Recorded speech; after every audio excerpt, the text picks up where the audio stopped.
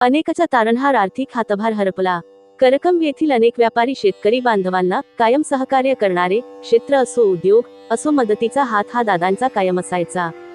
कुमार दगडू टकले वय 75, हृदयविकाराच्या आजाराने त्यांचे निधन झाले। त्यांचा मुलगा PSI, सुनबाई मुलगी टॅक्स अधिकारी, एक मुलगी डॉक्टर, 2 भाऊ पत्नी असा परिवार असणाऱ्या दादांच्या निधनामुळे करकंब नगरीत दुःखाचे सावट, त्यांच्या आत्म्यात शांती लाभो हीच ईश्वरचरणी प्रार्थना। समस्त करकंब ग्रामस्थ व करकंब सुपरफास्ट न्यूज चॅनल तर्फे भावपूर्ण श्रद्धांजली।